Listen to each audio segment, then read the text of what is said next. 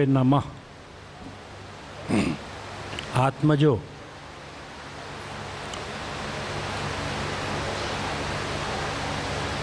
मैं आपके समक्ष आप लोगों के बीच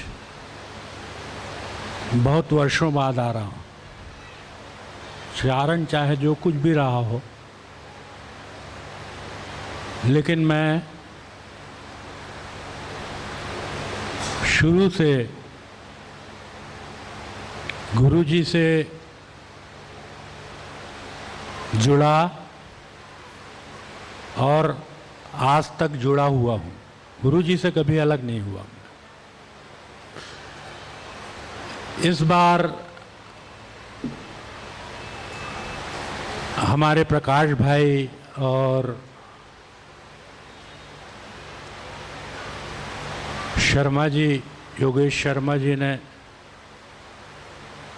बड़े आग्रह के साथ मुझे कहा कि आपको दुर्ग में, चूँकि आप दुर्ग से गुरु जी से जुड़े हुए थे, आना पड़ेगा। उस आग्रह को मैं टाल नहीं पाया। ये सत्य है कि गुरु जी के बारे में जितना भी लोगों ने अभी यहाँ कहा, गुरु जी उससे कहीं ज़्यादा महान थे। उनकी महानता का वर्णन किया नहीं जा सकता और उस महानता को केवल महसूस किया जा सकता है। थोड़े थोड़े अंशों में, खंडों में हम लोगों ने, सब ने गुरु जी की उस महानता को समय समय पर महसूस किया है, जो कि ऐसे अवसर पर हमारी वाणी से अभिव्यक्त होता है। मेरे कुछ पुराने गुरु भाइयों की एक अपेक्षा थी मेरे से। बहुत बार वो जब मिला करते थे तो मुझसे कहा करते थे कि आप अपने गुरु जी के जो संसर्ग में रहे उनमें से कुछ जीस्ट बताएं, तो ताकि लोगों को लाभ हो सके। संसर्ग तो मेरा बहुत रहा, चर्चाएं भी उनसे बहुत हुई और बहुत कुछ सीखा मैंने उनसे। आध्यात्म में तो सारा कुछ सीखा, व्यवहार में उन्होंने ऐसी ऐसी चीज़ें बताई जिसकी वाकई अभी आवश्यकता पड़ती है। मैं कुछ संस्मरण और उनकी सूत्रोक्तियाँ अपने साथ लेकर आया हूँ और आप लोगों के अगर इच्छा हो तो मैं उन्हें पढ़कर सुनाऊंगा। दुर्ग साक्षी है, क्योंकि सबसे पहली मुलाकात मेरी जो गुरुजी से हुई थी वो दुर्ग में ही हुई थी। उस समय मैं MBBS द्वितीय वर्ग का विद्यार्थी था और अक्सर आया करता था। दुर्ग में मेरी एक बहन रहा करती थी पोलसाय पारा में, तो उनके यहाँ आकर जब मैं रुकता था तो गुरुजी उनसे, उस परिवार से, मेरे बहन के परिवार से परिचित थे। तो जब पहली बार हमारी मुलाकात हुई, पहली बार जब मेरा गुरुजी से सामना हुआ, तो पहली बार में ऐसा लगा कि मैं और गुरुजी दो नहीं हैं, एक हैं। इस तरह की अनुभूति मुझे हुई और उस अनुभूति के साथ मुझे ये लगा कि इनके अंदर जो कुछ है वो मुझे भी प्राप्त होना चाहिए। पहली मुलाकात।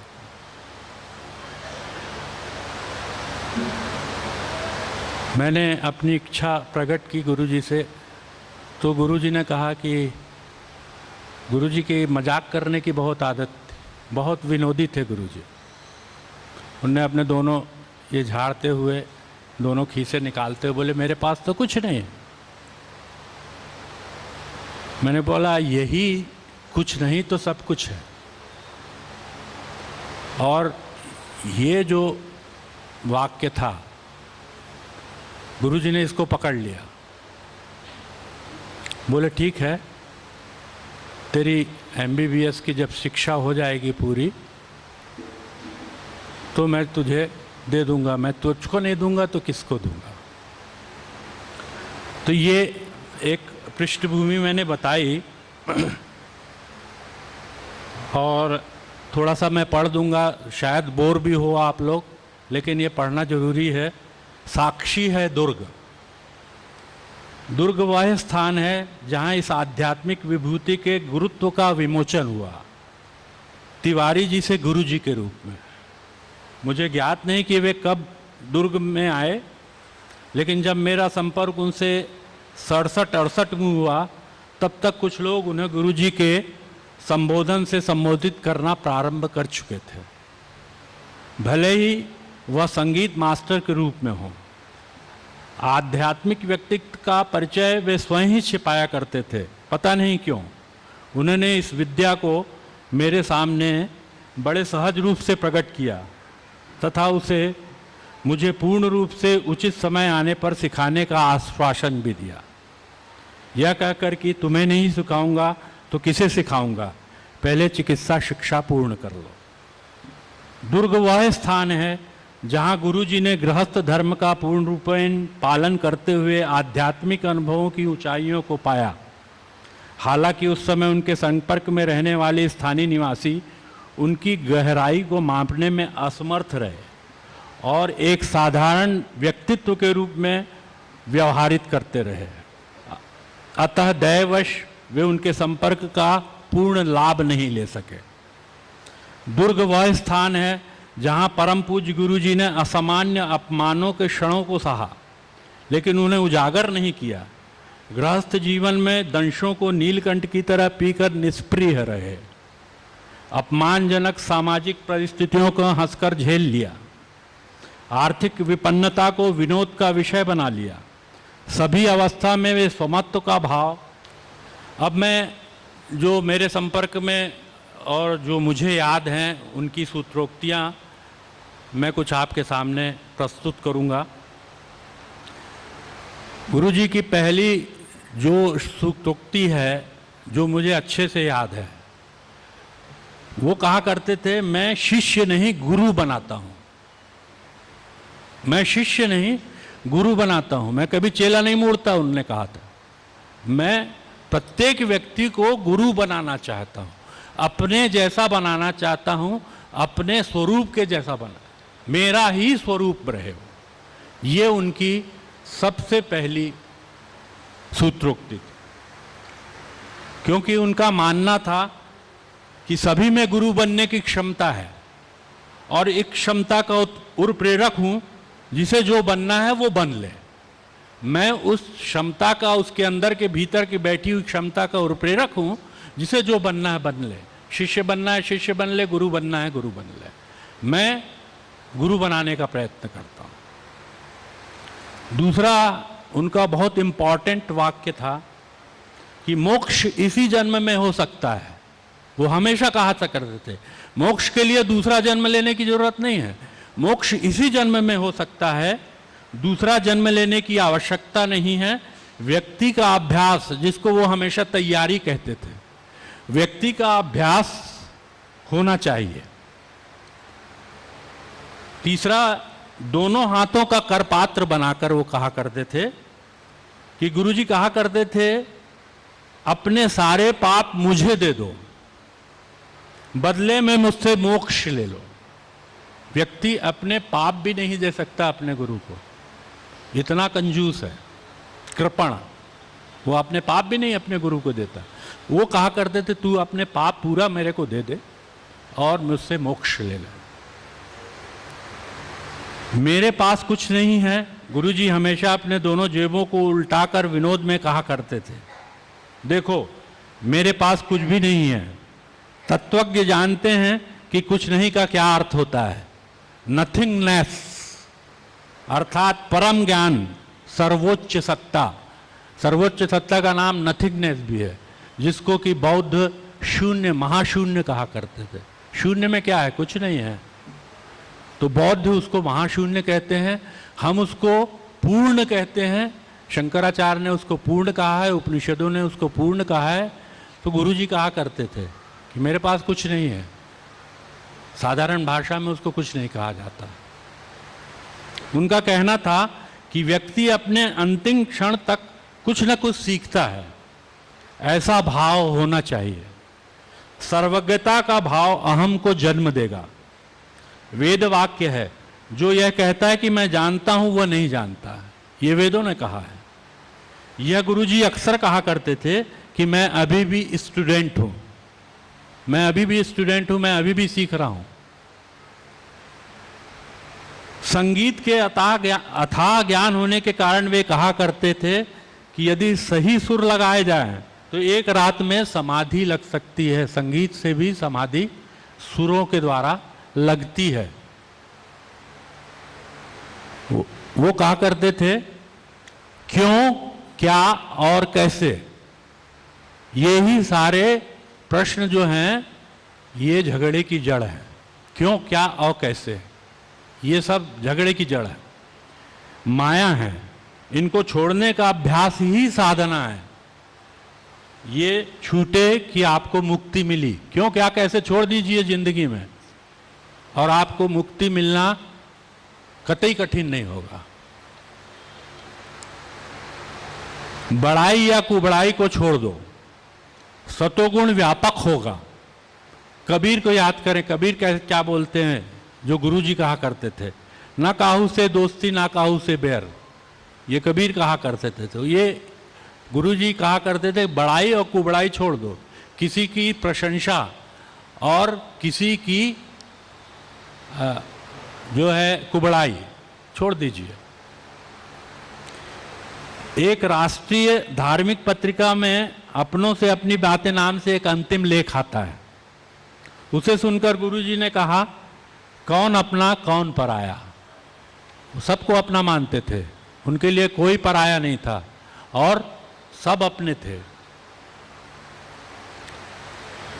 एक बार एक मुख्य न्यायाधीश थे, उन्होंने चर्चा के समय कहा, मैं उनके साथ था, तो मुख्य न्यायाधीश से चर्चा के बीच उन्होंने कहा कि क्या, यानी मुख्य न्यायाधीश ने कहा बहुत से उदाहरण देते हुए, खास तौर पे महर्षि रमन का उनका उदाहरण देते हुए उन्होंने कहा कि क्या सभी संत एक प्रकार का झूठ बोलते हैं? सभी एक जैसा बोल रहे हैं, हर व्यक्ति उस तत्व की विवेचना व्याख्या उसी तरह से कर रहा है, और तो क्या सभी संत झूठ बोल रहे हैं? गुरुजी को ये बात बहुत पसंद आई और वे अक्सर ईश्वरानुभूति के विषय पर चर्चा करते हुए इस प्रसंग का उल्लेख करते थे। सभी संत तो झूठ नहीं बोल सकते।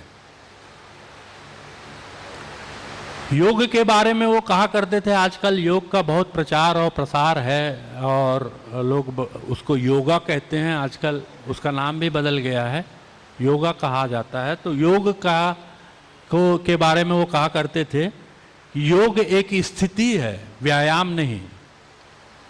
वे कहते थे गीता में कृष्ण ने अर्जुन को उपदेश देते हुए कहा योगस्थ कुरु कर्माणि, योग में स्थित होकर कर्म करें। अर्जुन को कहा योग में स्थित होकर, यानी योग स्थिति है जिसमें स्थित होकर कर्म किया जाता।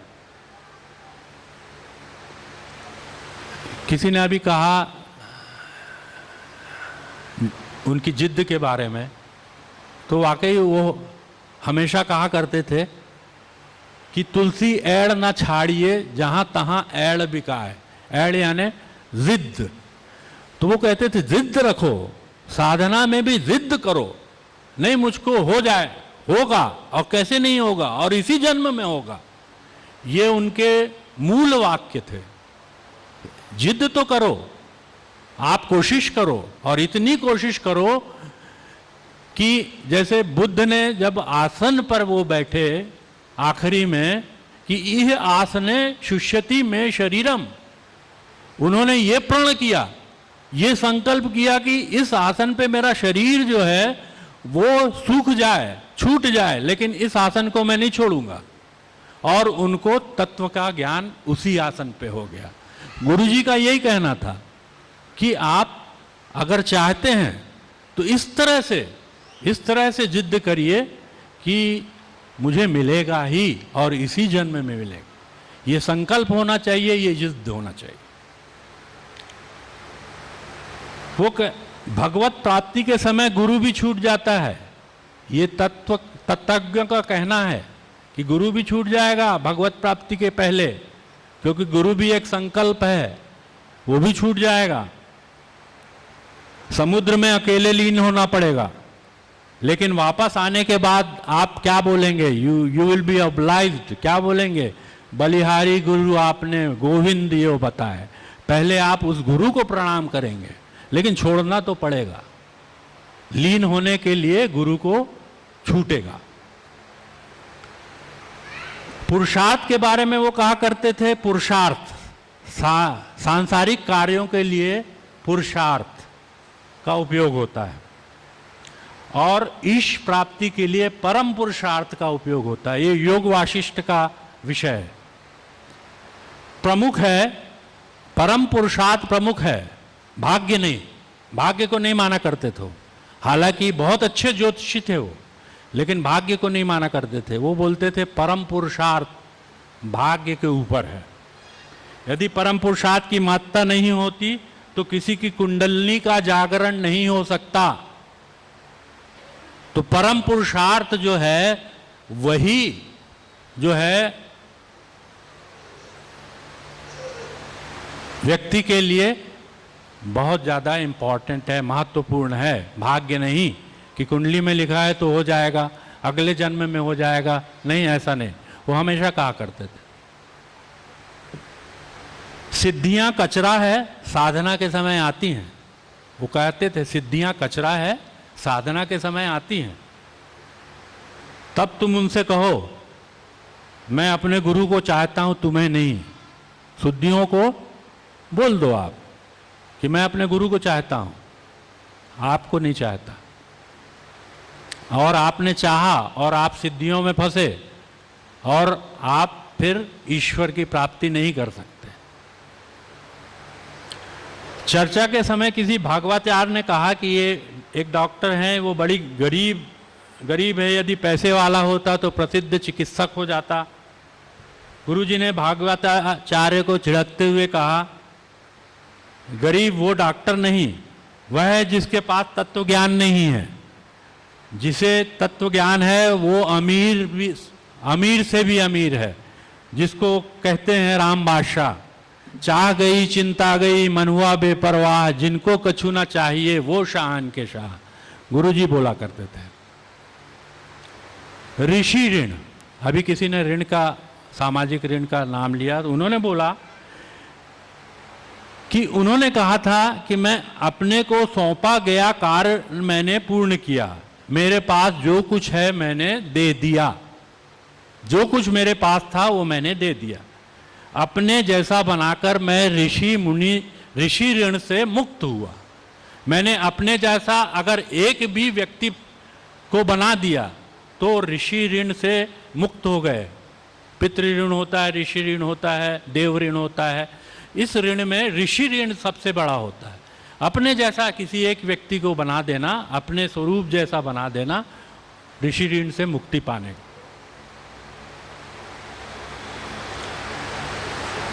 वो कहा करते थे तिनका किसी को पार नहीं लगा सकता। अपन बोलते ना तिनके का सहारा, वो तिनका किसी को पार नहीं लगा सकता। लगा सकता है क्या? नहीं।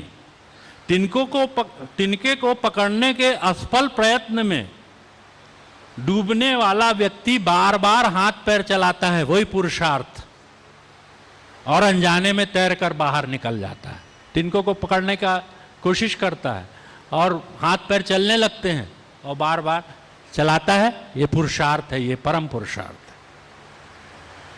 वो कहा करते थे गुरु कृपा, गुरु कृपा से गधा गधा रटोगे तो भी आपको मुक्ति मिल जाएगी। जरूरी नहीं है कि राम राम रटो आप, जरूरी नहीं है कृष्ण का नाम लो, जरूरी नहीं है अल्लाह का नाम लो। गधा गधा भी रटोगे तो आपको मुक्ति मिलेगी, बशर्ते कि आपके ऊपर गुरु कृपा हो। गुरुजी विनोद में कहा करते थे, जो विभक्त नहीं वो भक्त है। भक्त कौन है? जो विभक्त नहीं। ईश्वर से सदा जुड़े रहना ही भक्ति है। निरंतर ईश्वर का ध्यान रखना ही, स्मरण करना ही भक्ति है।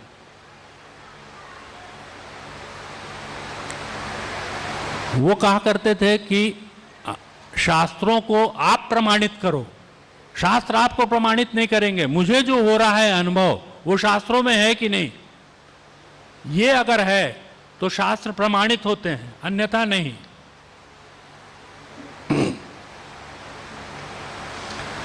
कच्चे शिष्य अक्सर स्वार्थ सिद्ध न होने पर गुरुजी के पास आना छोड़ दिया करते थे। उनकी चर्चा करने पर वे कहा करते थे, मैं किसी को नहीं छोड़ता, वे मुझे छोड़ सकते हैं। गुरुजी ने आज तक किसी को नहीं छोड़ा, कभी उनके मुंह से नहीं निकला कि मैंने इसको छोड़ दिया। शिष्य ने गुरु को छोड़ा, गुरु ने शिष्य को कभी नहीं छोड़ा। क्योंकि सदगुरु का शिष्य को छोड़ना शिष्य के लिए अत्यंत घातक सिद्ध हो सकता है। मैं इसके लिए एक छोटी सी कथा बताऊं। भगवान राम जब पुल बना रहे थे तो ये पत्थरों को उन्होंने, नील और नल ने पानी में डालना चालू किया, वो पत्थर तैरने लगे। उनके ऊपर राम राम नाम लिखा जाता, राम नाम लिख के और पानी में डालते और पत्थर तैर जाते थे। भगवान राम ने सोचा कि चलो भाई मैं भी इसमें एक आहुति दे दूं, ये यज्ञ हो रहा है। तो उन्होंने भी राम नाम लिखा पत्थर पे और उसको डाल दिया। दुर्भाग्यवश वो ही पत्थर डूब गया और भगवान राम को बड़ा संकोच हुआ, क्या बात है, मेरा लिखा हुआ पत्थर सबके तैर रहे हो, मेरा डाला हुआ पत्थर उसमें राम लिखा और वो डूब गया। तो उनने चुपके से हनुमान जी को बुलाया, क्योंकि सबसे ज़्यादा विद्वान उनकी मंडली में हनुमान ही थे। हनुमान जी को बुलाया कि अरे इधर तो आओ भाई, और मेरे साथ ऐसी ऐसी घटना हो गई है और मैं बड़ा शर्मिंदा महसूस कर रहा हूँ, मेरा शर्म आ रही है कि मेरे द्वारा लिखा गया नाम और वो पत्थर जो है डूब गया समुद्र में, क्या कारण हो सकता है। तो हनुमान जी बड़े जोर से हंसे, बोले सही बात है, आपका छोड़ा हुआ पत्थर तो डूबेगा। बोले जो आप तो पूरे जगत को तारने वाले हैं, जिसने उस पत्थर को छोड़ दिया, मतलब उसको तारना छोड़ दिया, आपने उस पत्थर को छोड़ दिया, यानी वो डूबेगा। वही सदगुरु कहा करते थे हमारे कि सदगुरु का शिष्य को छोड़ना शिष्य के लिए अत्यंत घातक सिद्ध हो सकता है। इसलिए मैं कभी नहीं छोड़ता, किसी को नहीं छोड़ता, शिष्य मुझे छोड़ गए।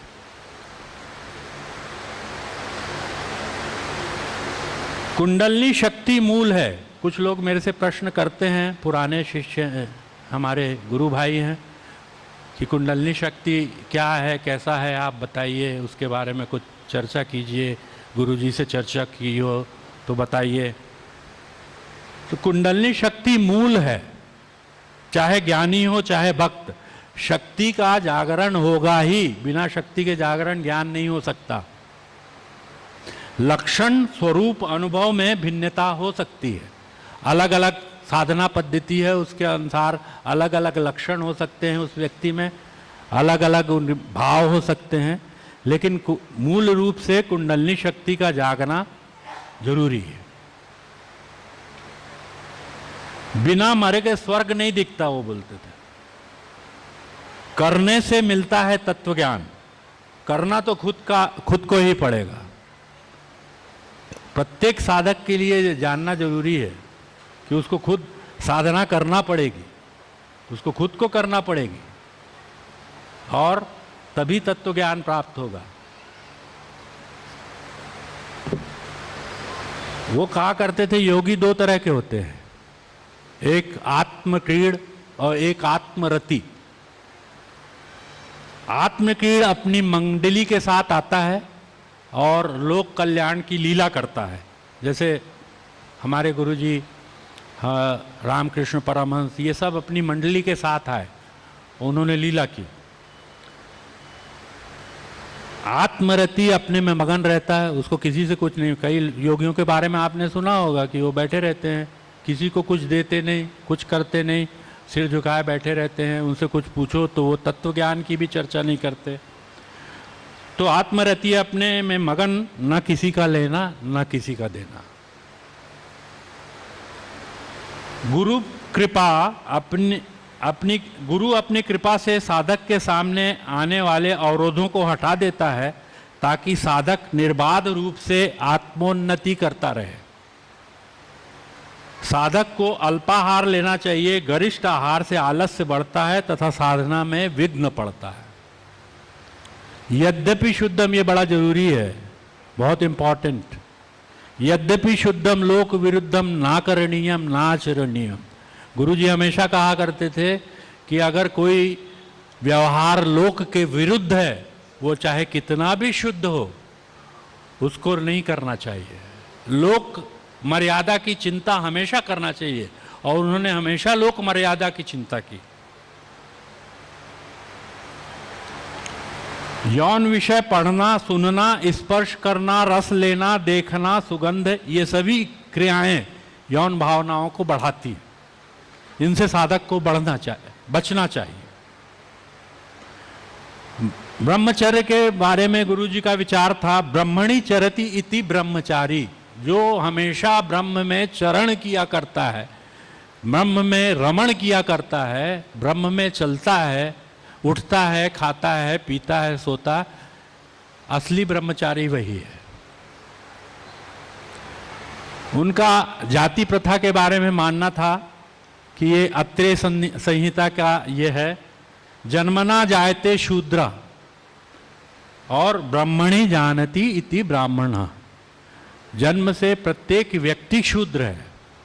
इसीलिए हम लोग षष्ठी मनाते हैं ना अपन, कि उसका ये जो है पंचक लगता है, फिर उसका तरह तरह से अपन प्रोसेस करते हैं, और षष्ठी के दिन वो व्यक्ति शुद्ध होता है। शुद्धता मतलब शूद्र से वो द्विज बना। तो जो जन्म से तो प्रत्येक व्यक्ति शूद्र है, चाहे उसने ब्राह्मण कुल में जन्म लिया।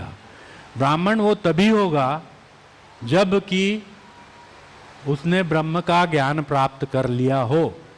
जब तक ब्रह्म का ज्ञान नहीं प्राप्त किया तब तक वो ब्राह्मण कहने वाला नहीं है। तो वो कहा करते वही ब्राह्मण है, बाकी सब भां भां करते हैं।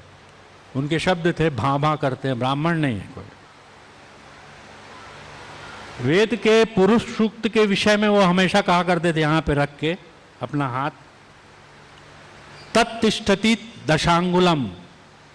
वो जो ईश्वर है, वो जो ब्रह्म है, वो मस्तिष्क के 10 अंगुल में विराजमान है। ये 10 अंगुल बताया कर, यही सहस्त्रार है। कुंडलनी शास्त्र में सहस्त्रार इसी को कहते हैं।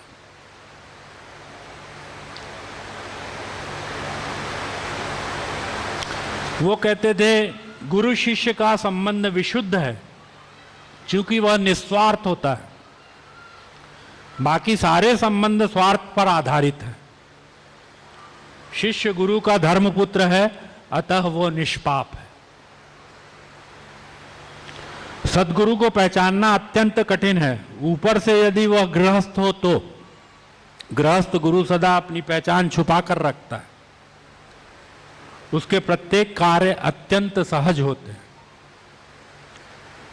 अक्सर लोग बहुश्रुत केशधारी गुरुओं से प्रभावित होकर दीक्षा ले लेते हैं। कारण यह है कि उन्हें तत्व ज्ञान से कम प्रचार में ज्यादा रुचि है।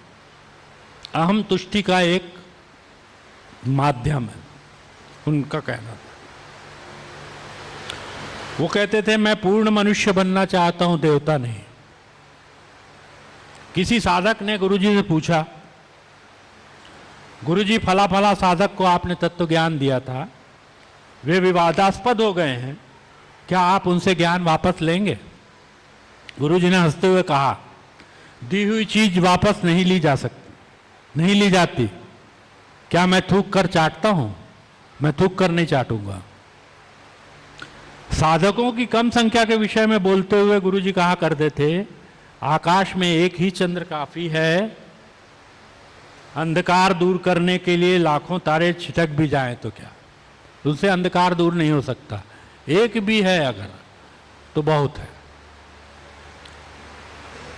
वो कहा करते थे, मैं अपने साधना काल में केवल 3 ग्रंथ रखा करता था अपने पास, योग पातंजल, गीता एवं योग वाशिष्ठ। इनका महत्व जानते होंगे आप। शिष्य की आत्मोन्नति के लिए कभी कभी शिष्य के कर्म गुरु को भोगना पड़ते हैं, ऐसा उनका मानना था, ऐसा वो कहा करते थे। समाधि का अर्थ उनका था सम धन धी, धी नाम बुद्धि का है। जब बुद्धि सम हो जाए, बुद्धि का सम होना समाधि है, या बुद्धि का आत्मा में समाहित हो जाना समाधि है। आध्यात्म को वो विषय माना करते थे। आध्यात्म विषय है, आत्मज्ञान जो है वो तत्व है, तत्व आत्मज्ञान है। आत्मा परमात्मा जीवात्मा सब एक है। विद्वान उन्हें अलग अलग नामों से पुकारते हैं। सत्य एक है, लोग उसे भिन्न भिन्न नामों से संबोधित करते हैं। ये वेद वाक्य है। एकम सत्य बहुधा विप्रा बहुधा वदंती, ऐसा है।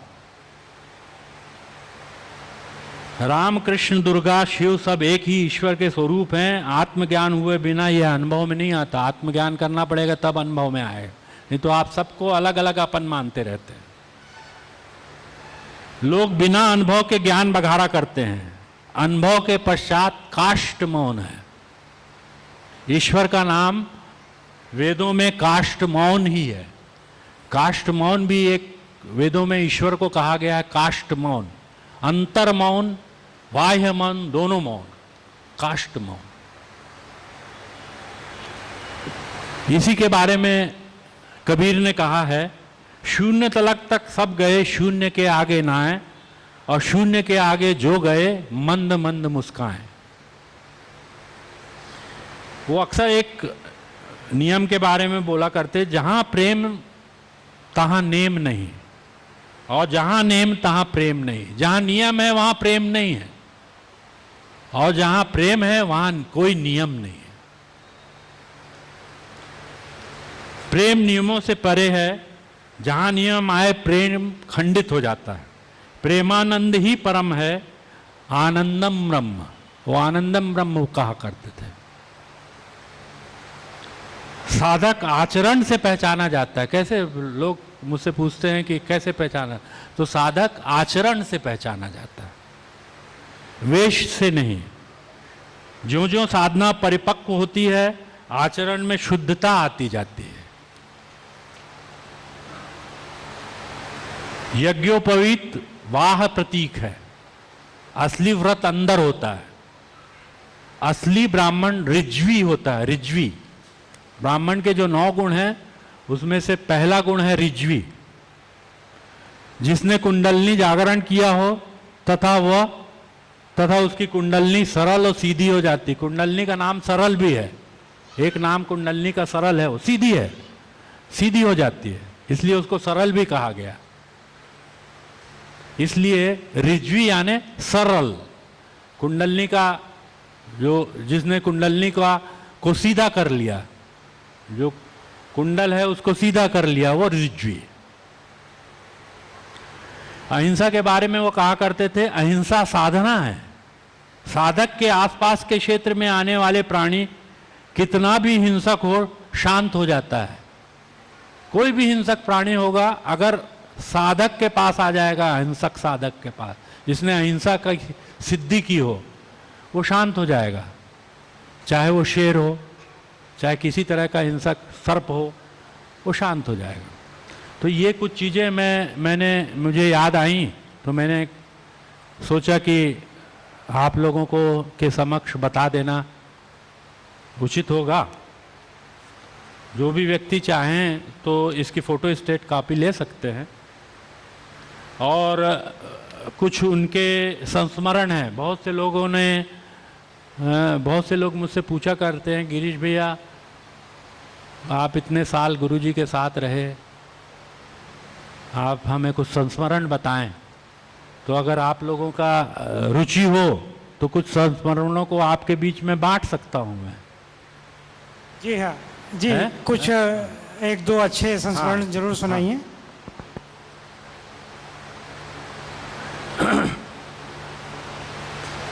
एक संस्मरण है, किसी का मान अपमान नहीं है, उनकी त्वरित बुद्धि, कितने जल्दी वो उत्तर दिया करते थे और कैसा निरुत्तर कर देते थे।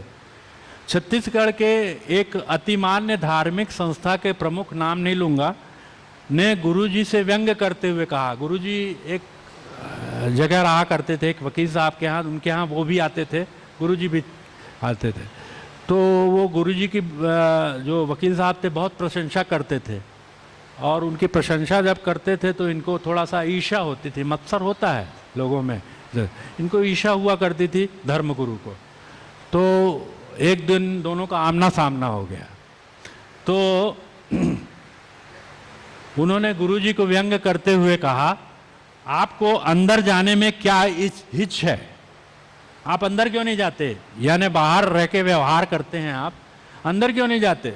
आप बेहोश होकर क्यों नहीं पड़े रहते? धगड़ बोलते थे गुरुजी उसको। वो बोलते थे पत्थर जैसा पड़े रहने से कोई मतलब नहीं, चला जाऊंगा भीतर, समाधि में चला जाऊंगा, कोई कल्याण का कार्य नहीं हो पाएगा। तो बोले हिच, ये क्या हिच है, क्यों अड़चन है आपको जाने में? तो गुरुजी ने तत्काल उत्तर दिया, ये अंदर बाहर क्या है, यही तो जानना चाहता हूं। ये अंदर बाहर है क्या, यही तो जानना चाहता हूं। अंदर बाहर दोनों एक हैं, ये मतलब को जो है ये बड़ा तत्व का एक विशेष लक्षण है। अंदर और बाहर, अंदर भी वही है, बाहर भी वही। जो हम देख रहे हैं वही भीतर है, जो भीतर है वही बाहर है। यत् पिंडे तत् ब्रह्मांडे, ब्रह्मांड में भी वही है। उनने तत्काल उत्तर दिया कि अंदर के बाहर क्या है, यही तो जानना चाहता हूं, इन दोनों में क्या अंतर है। धर्माचार निरुत्तर होकर तत्काल उस स्थान से चल दिए, उठे वो और चले गए, उनको समझ में आ गई। एक बड़ा विवाद हुआ, मेरे को कोई बता रहा था यहीं पे कि कुछ पुस्तक में आया, मैंने तो पढ़ी नहीं है वो पुस्तक, कि एक बड़ा विवादास्पद प्रसंग था जो उनका किसी और धर्माचार्य के साथ हुआ था। तो उसके बारे में मुझे गुरुजी ने स्वयं बताया था कि वो प्रसंग कैसा था। तो दुर्ग में अंतर्राष्ट्रीय ख्याति प्राप्त आचार्य, जो अब भगवान के नाम से पूजे जाते हैं, का सत्संग था।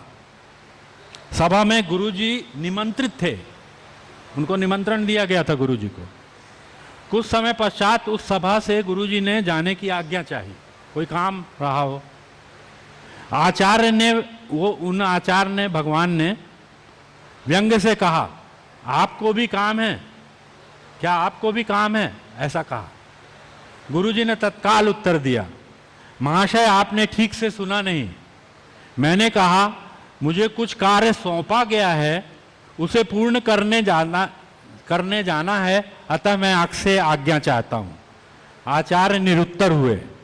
सिद्धांत है, ये सिद्धांत है, परम सत्ता के द्वारा प्रत्येक जीव को कार्य सौंपा जाता है, जिसे वह जाने अनजाने में करता है। हम ईश्वर का ही कार्य करते हैं, हमारे को ईश्वर द्वारा सौंपा गया है, वो आप जानो चाहे ना जानो, आपको करना है।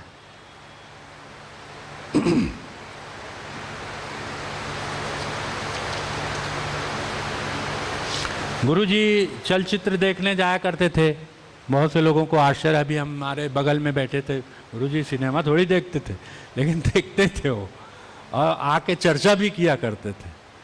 और ख़ास तौर पे उस चलचित्र के संगीत की चर्चा ज़्यादा किया करते थे। तो बड़ा लंबा है, वो नहीं बता। वो मेरी पोस्टिंग यहाँ पे दुर्ग में निकुंभ में थी। तब मैं अविवाहित था और गुरुजी से उस समय भी दीक्षित हो चुका था। गुरुजी मेरे पास बहुत दिनों तक रहे, महीनों रहे, और हम दोनों ज़्यादातर दोनों अकेले रहते थे तो तात्विक चर्चा किया करते थे। कभी कभी जो है सांसारिक चर्चाओं का दौर भी आ जाता था उसमें। तो एक दिन गुरुजी ने मुझसे कहा कि मुझे गिरीश बहुत दिन से चोरी के सपने आ रहे हैं, और रात में स्वप्न आते हैं और चोरी के स्वप्न आ रहे हैं, तो तुम्हारी ये नौकरानी जो है इसको हटा दो, क्योंकि ये चोरी करती है और खाना बनाती है, इसलिए उस खाने में उसका भाव आ जाते हैं, तो इसको हटा दो। तत्काल हटा दिया मैंने, दूसरे को रख लिया। फिर दूसरी चीज़ ये कि शायद आप लोगों ने देखा होगा, गुरुजी नाचा करते थे, डांस करते थे, आनंदित हो जाते थे तो बहुत डांस करते थे। किसी का अनुभव हो शायद उनको डांस करते देखना। तो वहाँ गुरुजी, मैं और गुरुजी के साथ वो बहुत डांस किया करते थे, एक हाथ में कुबड़ी और नाचा करते थे, बड़े आनंद से खूब नाचते थे।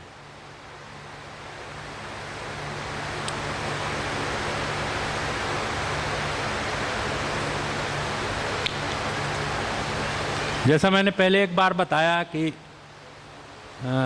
साधना में सिद्धि का तो एक अनुभव मेरा हुआ। तो गुरुजी ने, जैसे ही मैंने सुबेरे उनको बताया कि ये आज ऐसा ऐसा हुआ है गुरुजी, तो उन्होंने तत्काल कहा, अरे ये सब बेकार है, छोड़ो। उसके बाद से वो अनुभव मुझे फिर नहीं हुआ दोबारा, और वो सत्य था अनुभव। बाद में मैंने उसकी जांच की तो वो अनुभव सत्य था, लेकिन गुरुजी ने तत्काल उसको हटा दिया। वो सिद्धियों को कचरा, वो हमेशा बोलते थे सिद्धि कचरा है।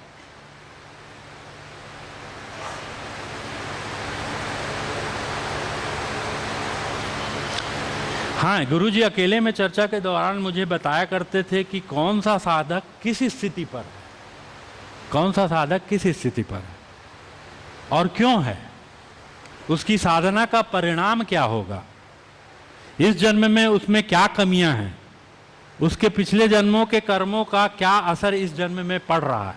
ये डिटेल चर्चा करते थे। पता नहीं, शायद मुझे समझाने के लिए कुछ वो बताया करते थे। उनका पिछले जन्म में इस साधक से क्या संबंध था, ये भी क्या। हालांकि उनने ज्योतिष छोड़ दिया था। एक घटना बताऊंगा मैं क्यों छोड़ा था उन्होंने ज्योतिष। तो ज्योतिष के अनुसार भी चक्र के माध्यम से वो बताया करते थे कि किसका कैसा संबंध, कैसे देखना, क्या करना, और अंत में ये बोला करते थे कि पुरुषार्थ ही सब कुछ है, ज्योतिष ज्योतिष के चक्कर में नहीं पड़ना चाहिए। रेडियो जो उनके पास रहता था तो उनका एक शगल था, एक आदत थी, रेडियो को बहुत छेड़ा करते थे। एक पेंचिस ले लेते थे वो, और पेंचिस से रेडियो को खोल लेते थे और छेड़ा करते थे। उसके जो ट्यूनिंग है उसको सेट किया करते थे। जब तक वो ट्यूनिंग जो है ना मधुर नहीं हो जाती थी तब तक उसको सेट करा करते थे, और बड़ा आनंद आता था उनको। और रात में तरह तरह की विदेशी भाषाओं में वो समाचार सुना करते थे, विदेशी भाषा में। 2 बजे उठ के समाचार सुन रहे हैं, अरे रशियन, कैसे मालूम, अरे रशियन है ये बोल रहा है। तो उनको भाषाओं का ज्ञान था, बहुत सी भाषाओं का। और ट्रांजिस्टर को सुनते ही वो बता देते थे कि ये ट्रांजिस्टर में ये गड़बड़ है और इसमें इसकी आवाज़ ऐसी है, इसको सेट करना पड़ेगा, इसको सेट करना पड़ेगा। उनका एक और चीज़ है जो वो कहा करते थे कि व्यवहार ही वेदांत है। ये कभी चर्चा के दौरान मैं बताऊंगा कि क्यों कहा करते थे वो। व्यवहार ही वेदांत है। व्यवहार से अलग वेदांत नहीं है और वेदांत से अलग व्यवहार नहीं है, दोनों एक है। और उन्हें सफ़ेद कपड़े बहुत प्रिय थे, बहुत ज़्यादा प्रिय थे, तो सबको मालूम है। और एक बार मैंने उनको क्रीम कलर का कुर्ता पहना दिया ज़बरदस्ती कि आप क्रीम कलर का पहनेंगे, तो बहुत प्रसन्न हुए। उनको हमारी पत्नी जो सुधा हैं वो स्टूल पे बैठालती थी और अच्छे से साबुन से रगड़ के नहलाती थी और उनका श्रृंगार करती थी, जैसे बच्चों का श्रृंगार किया जाता है वैसा बालों को ऊंचना, ढिठौना लगाना, ये सब कुछ करना। बड़े मुस्कुराते थे वो और बहुत आशीर्वाद दिया करते थे।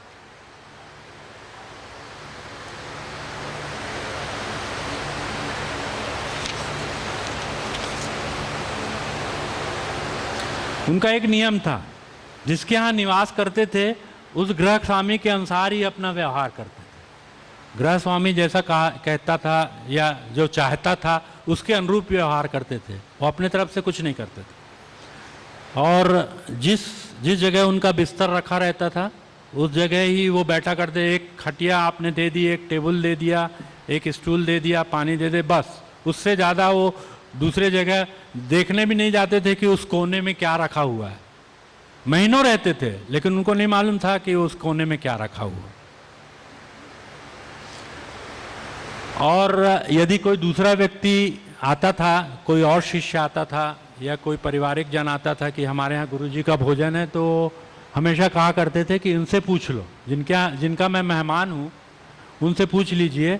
और साथ में नियम ये था कि इनको भी ले जाना पड़ेगा आपको आमंत्रित करके। जो गृह स्वामी है वो भी आमंत्रित होता था उसमें। तो बिलासपुर में एक शिष्य परिवार के यहाँ उन्हें भोजन पर आमंत्रित किया गया। किसी कारणवश गुरुजी वहाँ भोजन करना पसंद नहीं कर रहे थे, लेकिन आमंत्रण का अपमान न हो, अतः वे हमारे साथ उनके घर गए तथा पेट भर भोजन किया। घर में वापस आते ही उन्होंने पत्नी से कहा, जल्दी से कुछ भोजन लाओ, बहुत भूख लग रही है। सुधा उसने आश्चर्य से पूछा, आप अभी तो भरपेट भोजन करके आ रहे हैं, इतने जल्दी भूख लगाई? गुरुजी ने मुस्कुराते हुए कहा, वो भोजन मैंने थोड़ी किया है, ऐसा मुस्कुराते हुए बोला। और तब उनको दोबारा ताज़ा भोजन बना के दिया गया और भरपेट उनने फिर खाया। ये क्या प्रक्रिया थी?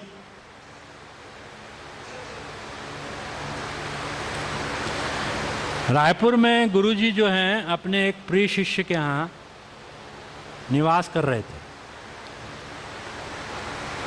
और वो भी डॉक्टर थे। डॉक्टर साहब के किसी मित्र ने एक व्यक्ति को यह कहकर उनके पास भेजा कि एक और ये सज्जन है, उन्होंने ग्वालियर से भेजा उस सज्जन को कि इनको आप अपने यहाँ रख लीजिए, सिद्ध पुरुष हैं, अपने यहाँ स्थान दे दीजिए, तथा उनके हजारों भक्त हैं और इनके भोजन आवास की व्यवस्था आप अपने यहाँ करें। गुरुजी वहाँ थे। गुरुजी से पूछने पर उन्होंने कहा कि उन्हें रहने दिया जाए, पर उक्त सज्जन को गुरुजी का परिचय ना दें, उनका परिचय ना दें। कुछ ही दिनों में उक्त सज्जन के पास बहुत भीड़ इकट्ठी होने लगी, वही जो आए थे सिद्ध पुरुष। लोग अपनी समस्याओं के समाधान के लिए उनके पास आने लगे। गुरुजी अपने कमरे तक सीमित रहे, जैसा कि उनका स्वभाव था। अतिथि सज्जन अक्सर डॉक्टर साहब से प्रश्न करते कि उस कमरे में रहने वाला व्यक्ति, बुजुर्ग व्यक्ति कौन है? वे मेरे घर के बुजुर्ग हैं, ऐसा कर डॉक्टर साहब उनकी बात को टाल दिया करते थे। एक दिन संध्या के समय गुरुजी घर के उद्यान में अकेले बैठे थे। मौका देखकर वे सिद्ध सज्जन गुरुजी के पास आए और उन्हें अपना परिचय दिया। गुरुजी बोले, आप जो भी हों, आपका कार्य उचित नहीं है। तत्काल गुरुजी ने कहा कि आपका कार्य उचित नहीं है, यह कर्ण पिशाचिनी मृत्यु के उपरांत तुम्हें अपने साथ ले जाएगी। वो कर्ण पिशाचिनी सिद्ध थी उनको साधक को। बोले ये मृत्यु के उपरांत आपको अपने साथ ले जाएगी। सज्जन ने गुरुजी के चरणों में नतमस्तक होते हुए कहा, गुरुजी मुझे इससे छुटकारे का उपाय बताएं। गुरुजी ने उसे एक मंत्र बताते हुए कहा कि यदि तुम इसका जाप करते रहोगे तो इस प्रेत से तुम्हें छुटकारा मिल जाएगा।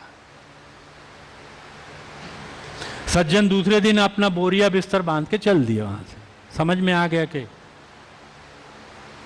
गुरुजी ने यह घटना मुझे सुनाई। मैंने उनसे पूछा, गुरुजी उनकी मुक्ति हो पाएगी क्या?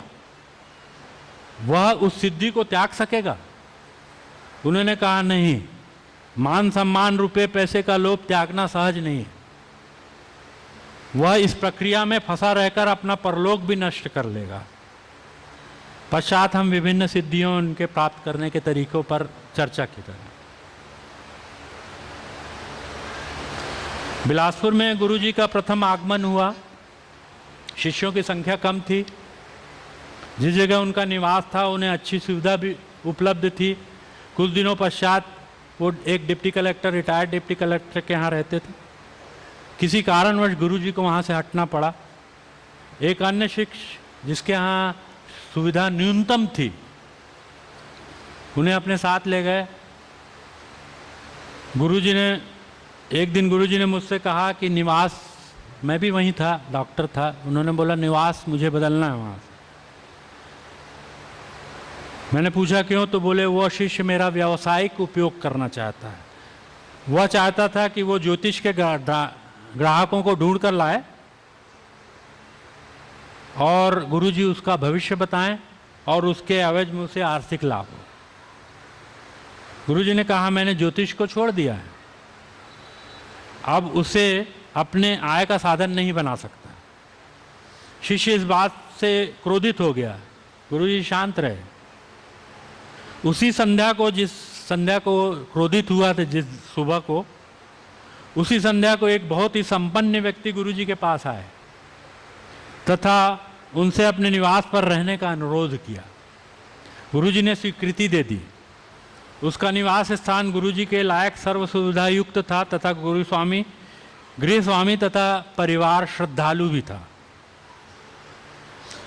उनके रहते हो गृह स्वामी को बहुत से चमत्कारिक अनुभव हुए। उनकी चर्चा करना कोई लाभ का कार्य नहीं।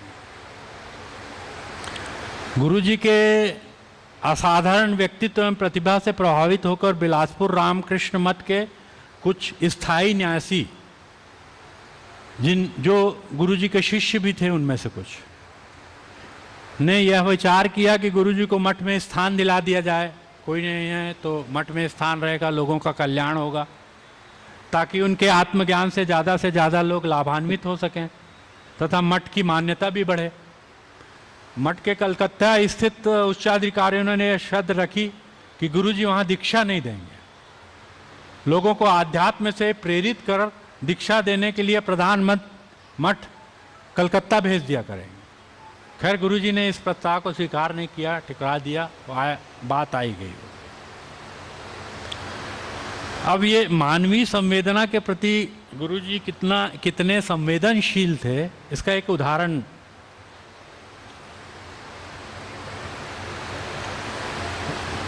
वहाँ एक आप लोगों ने नाम सुना होगा, डॉक्टर देवरस हैं, प्राइवेट प्रैक्टिस किया करते हैं। उनके पिताजी सीनियर डॉक्टर देवरस एक सर्वोदयी कार्यकर्ता थे और उनका सारा परिवार गुरुजी के प्रति श्रद्धालु एवं दीक्षित था।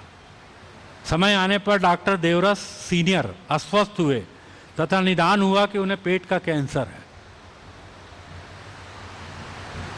डॉक्टर किरण देवरस, उनके पुत्र ने अपने पिता की अंतिम अवस्था देखकर गुरुजी से प्रार्थना की आप उनके लिए कुछ करें।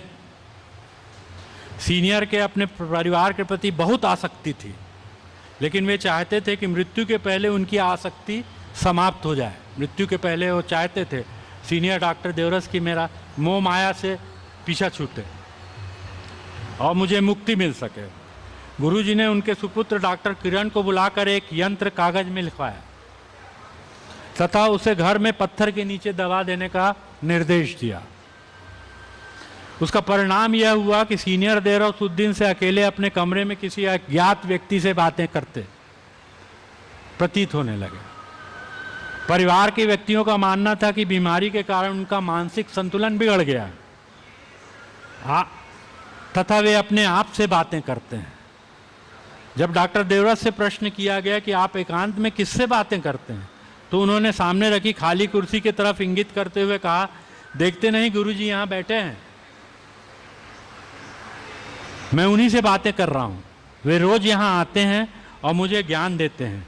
परिजन यह सुनकर बड़े आश्चर्यचकित हुए, लेकिन उन्होंने उनसे कुछ नहीं कहा। कुछ दिन उपरांत डॉक्टर साहब की प्रवृत्ति परिवार के प्रति अनासक्तिपूर्ण हो गई। अपने पौत्र को भी अपने पास आते देखकर, जिसे वे बहुत चाहते थे पहले, कहते अब मुझे इन सांसारिक बंधनों से दूर रखो। कुछ दिन पश्चात उनका देहांत हो गया। परिजन संबंधी अत्यंत दुख के कारण विलाप करने लगे। गुरुजी भी संवेदना के आवेग में रोने लगे। उनके साथ गुरुजी भी फूट फूट के रोए। यह गुरुजी के समानुभूति या एम्पैथी भाव का दर्शन था। एम्पैथी का भाव आपने सुना होगा। रामकृष्ण परमहंस मजदूर को कोड़ा मार रहा था, लोर उपक रही थी रामकृष्ण परमहंस के ऊपर, पीठ के ऊपर, और वो अरे मत मारो का ऐसा कह के, ये एम्पैथी है, समानुभूति, सहानुभूति, समानुभूति। गुरुजी मर्यादाओं के प्रति अत्यंत सजग थे। उन्होंने एक घटना जो तिल्हारा में घटी मुझे बताई। हुआ यह कि गुरुजी किसी कार्यवश तिल्हारा से बाहर गए हुए थे। चूंकि उनकी यह प्रसिद्धि थी कि साधु सन्यासियों और अतिथियों का अपनी सामर्थ्य के अनुसार सम्मान करते हैं, अतः भगवाधारी सन्यासी बिना अनुमति घर में प्रवेश कर निसंकोच ही ड्राइंग रूम में आराम करते हुए गुरुजी की प्रतीक्षा करने लगे। छोटा सा घर, और वहाँ 3-4 साधु अपने लौटने लगे। गुरुजी जब बाहर से वापस आए तो उन्होंने वहाँ की स्थिति देखकर उनको बड़ा बुरा लगा। उन बिन बुलाए मेहमानों से उन्होंने पूछा, आपने किसकी अनुमति से एक गृहस्थ के घर में प्रवेश किया? क्या आप लोगों को इतना ज्ञान नहीं कि संन्यास लेते समय आपने अपना पिंड दान कर दिया था, अतः संन्यास नियम के अनुसार आप सब शव हो गए। गृहस्थ शवों को अपवित्र मानते हैं। अब मुझे अपने घर को गंगा जल से पवित्र करना पड़ेगा, जो मेरे लिए कितना पीड़ादायी होगा, इसकी आपको कल्पना नहीं। अपनी मर्यादा का उल्लंघन कर आपने जो अपराध किया है वो अक्षम्य है। इतना ही सुनते ही संन्यासवेशी अपराध बोध से ग्रसित हो नतमस्तक होकर बिना कुछ कहे वहां से चले गए। यह उनके मर्यादाओं के प्रति सम्मान का उदाहरण है। सन्यासी शव होता है। आजकल नए सन्यासी नहीं होते, वो न्यू सन्यास जिसको बोलते हैं, लेकिन पुराने सन्यासों में ये नियम है कि अपना पिंडा पाड़ दिया जाता है और अपने को शव मान लिया जाता है। इसलिए अग्नि को का स्पर्श नहीं किया जाता, खाना बना हुआ खाना खाया जाता है, बनाया नहीं जाता। ये सब नियम है उनके। तो अगर सन्यासी का आपके घर में प्रवेश हो गया, यानी कि शव का आपके घर में प्रवेश हुआ, तो आपको पूरे घर को फिर से गंगा जल से साफ करना पड़ेगा। ये नियम था। आज ये नियम नहीं माना जाता, लेकिन पुराने लोग मानते हैं। ज्योतिष विद्या का जो मैं आपको बता रहा था, हो सकता है कुछ लोगों को मालूम हो उन्होंने क्यों ज्योतिष विद्या को छोड़ा। इसके पीछे एक घटना है। उन्होंने मुझसे उसका उल्लेख किया कि तिल्हारा में उनके ज्योतिष ज्ञान की प्रसिद्धि बहुत बढ़ गई थी। पास के शहर वाले भी उनके ज्ञान से प्रभावित थे। उनके परिचितों में एक व्यक्ति जो सट्टे का बहुत बड़ा खिलाड़ी था, बहुत दिनों से उनका उपयोग करना चाहता था, उनके ज्ञान का, ज्योतिष ज्ञान का। गुरुजी खेल ही खेल में प्रत्येक घंटे में बाजार उतार चढ़ाव का नंबर बता दिया करते थे। एक घंटे में कितना बढ़ेगा, कितना कम होगा, ये वो बिल्कुल सटीक बताया करते थे, हमेशा सटीक बताया। उन्होंने कई बार मुझे विनोद में कहा भी करते थे कि जाओ सट्टे का नंबर यहाँ बहुत लगता है, दुर्ग में बहुत लगता है, बोले जा तेरे को चाहे पैसा चाहिए नंबर लगा देना, पैसा मिल जाएगा। ऐसा विनोद किया करते। सट्टेबाज व्यक्ति ने गुरुजी से एक समझौता किया कि आप मुझे सट्टे का नंबर बताएं, मैं उस पर दांव लगा दूंगा। जो भी रकम मिलेगी हम आधा आधा बांट लेंगे। गुरुजी ने गर्दिशी में होने के कारण हामी भर दी। उनने बोला देखें तो इसका क्या करता है, तो हामी भर दी तथा उसे सट्टे का नंबर बताया जो निशाने पे लग गया। उस व्यक्ति ने 7 लाख रुपया उस जमाने में दांव में जीते, लेकिन वह उनसे गुरुजी के से किए गए वादे से मुकर गया। मैं नहीं दूंगा बोले, तुम्हारा क्या है, वो तो तुक्का था।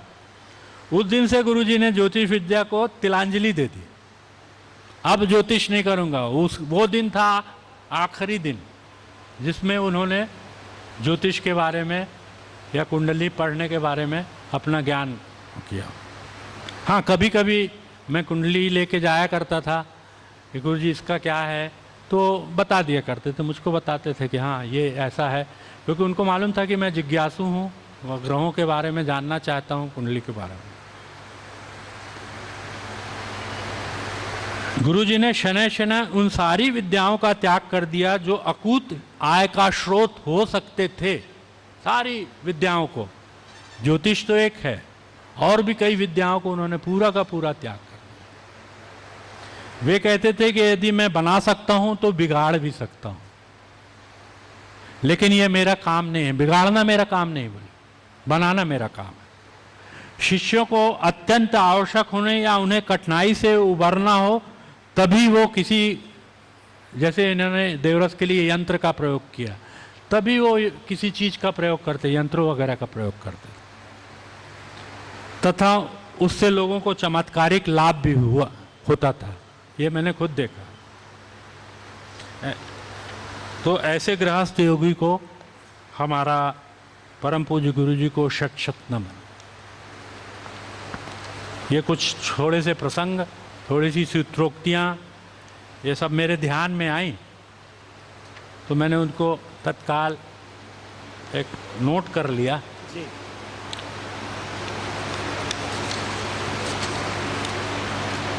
हाँ, अब बताइए। बहुत सुंदर, धन्यवाद, बहुत बहुत धन्यवाद आपको।